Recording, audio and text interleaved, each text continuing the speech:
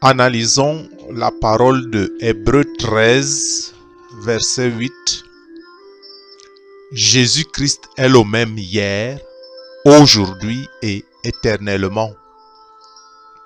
Chers frères et sœurs, quand les Saintes Écritures disent que Jésus est le même hier, aujourd'hui et éternellement, cela nous révèle un trait de caractère de Dieu, puisque Jésus est l'image du Dieu vivant, notre Dieu.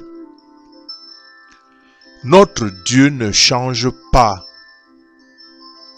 c'est-à-dire que Dieu est fidèle à lui-même, fidèle à sa parole, fidèle à sa création, fidèle à ses créatures qu'il aime. Et sa fidélité s'étend du ciel à la terre et n'a pas de limite. Sa fidélité est infinie. La fidélité de Dieu est même insondable et elle est éternelle. Ne doit-on pas se réjouir? Ne peut-on pas être en allégresse devant une telle assurance? Celle de la promesse de la vie éternelle, qui est faite à toi qui m'écoutes, à toi personnellement, qui mets ton espérance en Jésus-Christ. C'est un don, c'est une grâce. Un don, une grâce, une espérance que notre foi n'est pas vaine. Cette promesse est sûre. Elle est sûre parce que Dieu est le même hier, aujourd'hui et éternellement. Parce que Dieu est fidèle. Parce que Dieu ne change pas. Malachie, le prophète Malachie le confirme au verset 6 du chapitre 3. Car je suis l'Éternel, je ne change pas. L'apôtre Jacques le confirme aussi au verset 17 du chapitre 1. Que le Père des Lumières c'est notre Dieu. Le Père des Lumières, il n'y a ni changement, ni ombre de variation en lui. Oui! Il n'y a pas une seule ombre de variation en Dieu. Dieu ne change pas. Et même Paul le confirme une deuxième fois quand il dit, en s'adressant à l'Éternel, toi, tu restes le même. Et ceci, c'est en Hébreux chapitre 1, verset 12.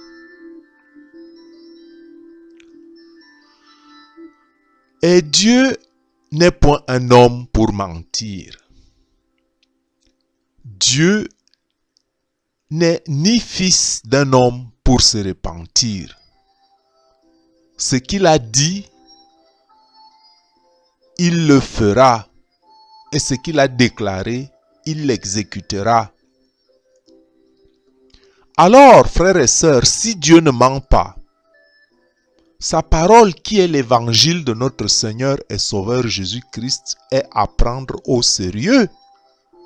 À prendre au sérieux avec joie et allégresse pour ceux qui l'acceptent et le reconnaissent pour Seigneur et Sauveur personnel après la déchéance de nos ancêtres. L'évangile de Jésus est aussi à prendre au sérieux, avec effroi, surtout pour ceux qui ne se sont pas décidés pour Dieu, qui refusent Dieu et qui ne le connaissent pas. Je dis et je répète que si Dieu ne ment pas, sa parole qui est l'évangile de notre Seigneur et Sauveur Jésus-Christ est à prendre au sérieux.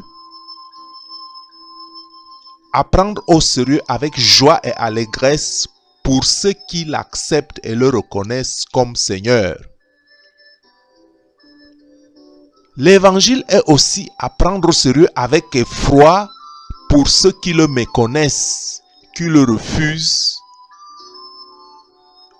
ou qui l'ignorent tout simplement. Pourquoi? Parce que Dieu a fait des prodiges dans le passé. Et l'Apocalypse de l'apôtre Jean prédit aussi de plus grands prodiges encore à venir. Et tels que le monde n'en a jamais connu. Et même dans un avenir proche. Très très proche.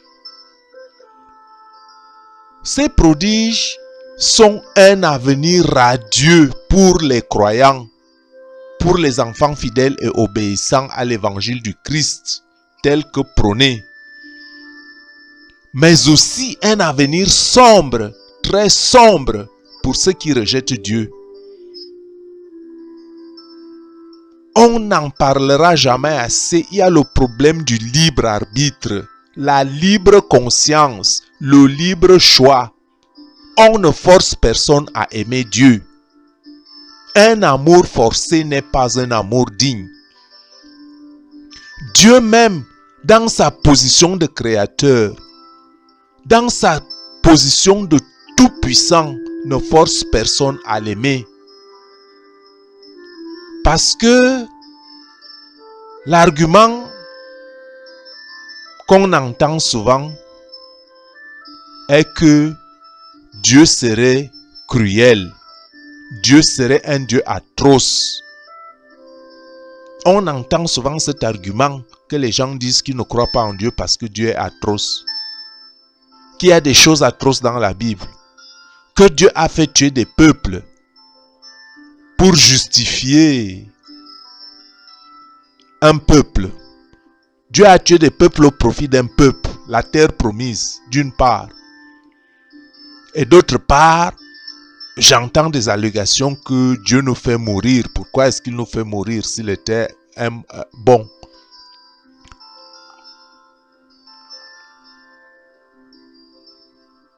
Pourquoi est-ce qu'il nous fait mourir si son œuvre était parfaite? C'est donc l'occasion, frères et sœurs, de rappeler que le trône de Dieu est porté sur les nuées et repose sur la justice et la droiture. L'œuvre de Dieu n'est que équité et que l'œuvre de Dieu est parfaite. Je vais m'expliquer. Si Dieu a chassé les peuples devant Israël, c'est parce que ces peuples pratiquaient l'abomination devant l'Éternel. Ils adoraient d'autres divinités. Ils pratiquaient la magie et adoraient Satan. Les Cananéens, les Phéniciens, les Sidoniens, les Philistins faisaient des sacrifices à Baal. Sacrifices qui prenaient des formes diverses selon les régions. D'aucuns faisaient des sacrifices humains en faisant passer leurs fils au feu. En construisant des hauts lieux pour brûler les enfants en holocauste à Baal. Plusieurs références bibliques font allusion à ces pratiques abominables. Et d'ailleurs, Dieu ne s'est-il pas aussi mis en colère et n'a-t-il pas puni en retour Israël? Donc Israël ne peut pas être un prétexte. Dieu a puni aussi Israël, l'Israël idolâtre, qui avait abandonné la voie tracée par Dieu, par lui, et avait rejoint la louange des idoles Baal. Et je voudrais d'ailleurs vous rappeler, frères et sœurs, et qui que vous soyez, que vous regardiez, si vous regardez cette vidéo, que Dieu, avant la conquête de la terre promise, est intervenu déjà, selon les Écritures, 3 fois pour juger la méchanceté des êtres humains pour leurs œuvres mauvaises. Dieu a fait venir le déluge sur la terre, où seul Noé et sa famille furent sauvés. Dieu a fait pleuvoir du soufre sur Sodome et Gomorrhe. Il a fait pleuvoir du feu du ciel, où seul Lot et sa famille furent sauvés. Dieu a fait donner 10 plaies à l'Égypte, où il sauva les Israélites par la traversée de la mer Rouge. Donc, à chaque fois, ce sont des jugements justes du juste juge. Le juste juge qui ne change pas. La logique est la même. Quand le mal commis par les hommes dépasse les bornes, Dieu intervient par sa main puissante pour arrêter le mal et châtier les hommes aux voies tortueuses. L'homme au cœur droit ne doit donc pas avoir de problème avec le fait que Dieu arrête lui-même le mal. Frères et sœurs, même si la scène des peuples concernés, sujet des soi-disant atrocités de Dieu, pour ne pas avoir peur des mots, puisqu'on parle d'atrocités qui sont écrites dans la Bible, atrocités, bon, qui sembleraient tragiques au goût de certains, de l'un ou de l'autre, ou même aux yeux de beaucoup. Dieu a utilisé Israël en face des Cananéens et autres Phéniciens, Sidoniens, Philistins, Amoréens pour arrêter le mal de l'adoration des idoles, l'adoration de Satan avec des sacrifices humains. Hein? Donc ces peuples rejetaient Dieu le Créateur. Pense-t-on que ce n'est pas une faute grave de rejeter le Créateur qui a fait l'univers? Or, n'oublions même pas que Dieu a d'ailleurs aussi châtié Israël à cause du mal que Israël a commis, comme en tant que nation.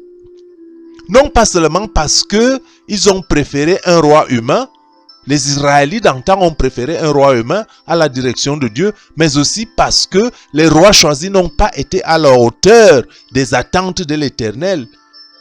Certains conduisant le peuple à adorer des idoles Baal, à l'instar peut-être de quelques exceptions comme David. Et c'est d'ailleurs cette punition qui est la cause de la déportation et de la dispersion du peuple d'Israël parmi les nations, par exemple. Et bien d'autres mots dont je ne peux pas donner les détails dans le cadre de cette vidéo. Donc en fait, Dieu n'est pas partial. Dieu est juste. Il a utilisé le peuple élu, les Israélites, pour châtier les païens qui ont fait du mal. Et Dieu a utilisé aussi les païens pour châtier son peuple élu, les Israélites, qui à leur tour aussi ont fait du mal. Après les avoir sortis d'Égypte, ils se sont liés à des femmes et aux gens qui adoraient Satan. Donc Dieu est juste et cohérent dans ses décisions. Il châtie à cause de l'injustice, à cause du mal, à cause de l'idolâtrie, à cause de la désobéissance.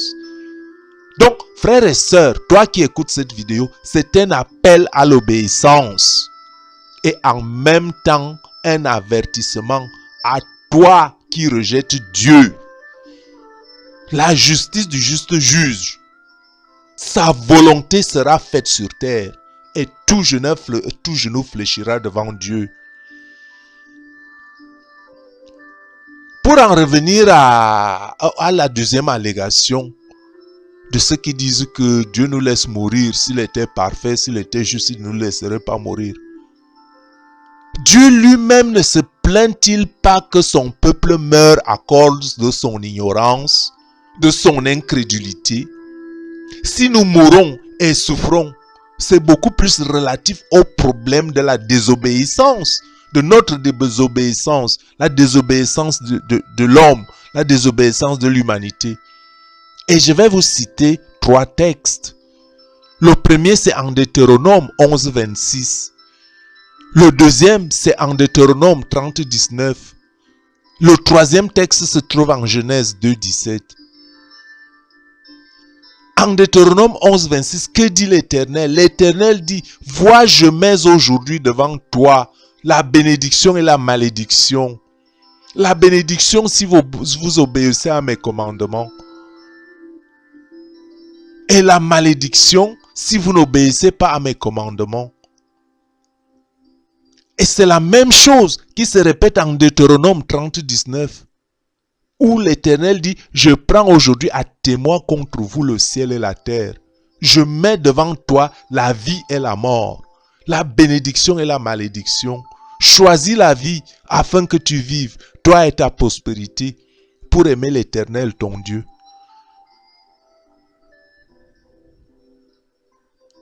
Hein?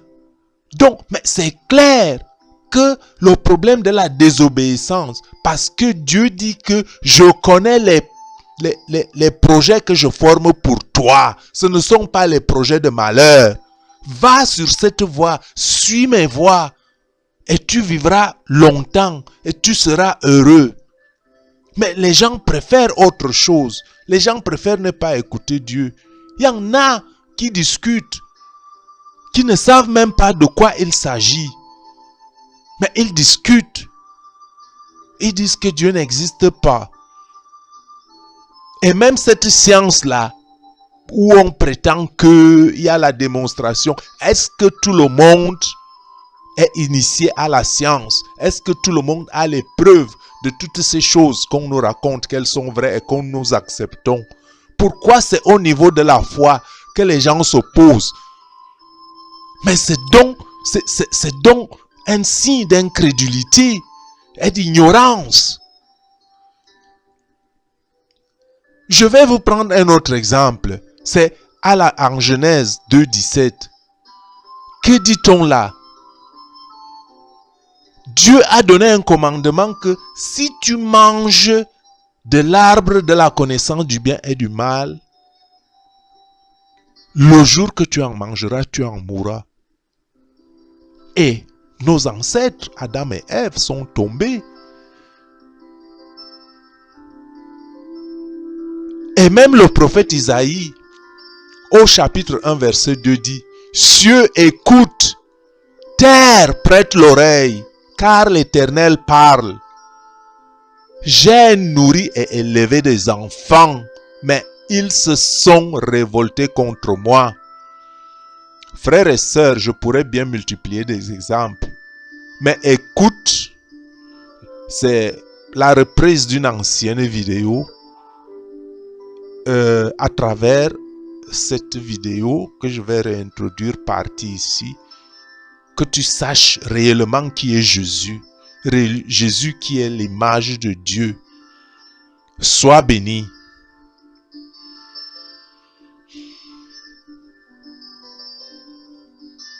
Que dit-on que je suis? Et que pensez-vous que je suis? Je suis le Seigneur, ton Dieu. Je suis le Seigneur, ta justice. Je suis loin. Je suis le Christ. Je suis le Messie. Je suis le Mashiach. Je suis le Seigneur des armées. Je suis le Saint d'Israël. Je suis l'étoile de Jacob. Je suis Emmanuel. Je suis celui qui chante les hôtes du ciel. Je suis la lumière éternelle du monde. Je suis la lumière qui envoie aussi la lumière. Je suis la source de la vie. Je suis la vie éternelle. Je suis ton salut. Je suis le Fils de l'homme. Je suis la Pâque. Je suis ton sacrifice. Je suis l'agneau de Dieu. Je suis le Rédempteur. Je suis ta rançon. Je suis la résurrection et la vie. Je suis le médiateur. Je suis votre défenseur. Je suis le prince de la paix. Je suis le glorieux en haut. Je suis le gardien de mes saints. Je suis l'amant des âmes. Je suis le bien-aimé des cœurs des hommes. Je suis celui dans lequel tous se réjouissent. Je suis la chanson de ton cœur. Je suis tes larmes de joie. Je suis le nectar de la vie. Je suis seul digne de tout culte et louange. Je suis le royaume. Je suis la puissance. Je suis la gloire. Je suis l'origine de la vie. Je suis le Créateur. Je suis le Créateur de toutes choses. Je suis celui par qui toutes choses se composent. Je suis celui qui t'a aimé avant la fondation du monde. Je suis celui qui t'a fait. Je suis le souffle de la vie. Je suis celui qui était, qui est et qui est à venir. Je suis le Tout-Puissant. Je suis celui qui règne pour toujours. Je suis ton Père. Je suis ton protecteur. Je suis le seul Dieu. Je suis l'auteur. Je suis aussi le finisseur. Je suis l'étoile brillante du matin. Je suis la sagesse. Je suis la parole de Dieu. Je suis la réponse que tu recherches. Je suis la vérité que tu cherches. Je suis le fidèle et le vrai témoin. Je suis ton ami le plus proche. Je suis le semeur. Je suis aussi le faucheur. Je suis l'eau de la vie. Je suis aussi ton pain, la manne du ciel. Je suis le sauveur. Je suis le ressuscité. Je suis l'accomplissement de la loi. Je suis l'objectif auquel vise la Torah. Je suis l'accomplissement de toutes choses. Je suis saint. Je suis miséricordieux. Je suis le siège. Je suis aussi la colère et la justice. Je suis celui qui fouille les cœurs et les esprits. Je suis le jugement. Je suis la pierre angulaire. Je suis le rocher. Je suis l'arbre. Je suis aussi la branche. Je suis le fils de David. Je suis le berger. Je suis la porte de mes moutons. Je suis le maître. Je suis le bon prof. Je suis le bien-aimé. Je suis l'époux. Je suis l'amour qui ne s'estompe jamais. Je suis l'étoile du jour qui se pose dans le cœur des hommes. Je suis le désir de ton cœur. Je suis l'inspiration. Je suis la voix. Je suis le conseiller. Je suis l'espoir. Je suis l'effusion de cadeaux. Je suis la récompense. Je suis le guérisseur. Je suis ton serviteur. Je suis le jour du salut. Je suis la corne du salut. Je suis le salut de Dieu le Messie. Je suis le Fils de Dieu. Je suis le premier-né de toute la création. Je suis le premier-né des morts. Je suis le premier fruit. Je suis ton grand prêtre. Je suis le visage de Dieu. Je suis l'image du Dieu invisible. Je suis l'autorité. Je suis le puissant et fort. Je suis le bras droit de Dieu. Je suis le fort de Jacob. Je suis le lion de la tribu de Juda. Je suis le guerrier de Dieu qui n'a pas besoin d'armes. Je suis celui avec l'épée à double tranchant dans sa bouche.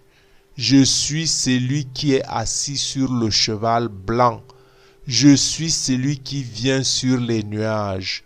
Je suis celui qui brillera de l'est vers l'ouest. Je suis celui qui tient les 7 étoiles dans sa main droite. Je suis celui qui a des yeux comme le feu enflammé. Je suis celui qui porte la ceinture dorée. Je suis celui qui tient le sceptre de fer. Je suis le roi des rois. Je suis le Seigneur des seigneurs. Je suis le premier et le dernier. Je suis celui qui est mort et qui est toujours vivant. Je suis le conquérant de la mort. Je suis celui qui a 7 fois l'Esprit de Dieu. Je suis le détenteur du livre de la vie. Je suis celui qui a la clé de David. Je suis celui qui ouvre les portes que personne ne peut fermer. Je suis celui qui détient les clés de la mort et du Sheol. Je suis le Seigneur sur le ciel et la terre. Je suis celui qui est assis à la main droite de Dieu. Je suis le tout, être tout de l'existence. Je suis le sens de la vie. Je suis la vraie vigne. Je suis joignable. Je suis proche de toi. Je suis ton aide. Je suis ton réconfort. Je suis le sanctuaire. Je suis l'ancre. Je suis ton arrière-garde. Je suis ta force. Je suis l'esprit. Je suis la sainte présence. Je suis ton manteau. Je suis la fontaine des eaux vives. Je suis la restauration de toutes les choses. Je suis la paix pour tous les temps. Je suis l'Amen. Je suis le chemin. Je suis la vérité. Je suis la vie. Je suis Jésus. Je suis Yahushua. Je suis Yahushua, le cadeau. Je suis pour toi et toi pour moi. Je suis le tout en tout. Je suis. Que ceux qui ont des oreilles entendent.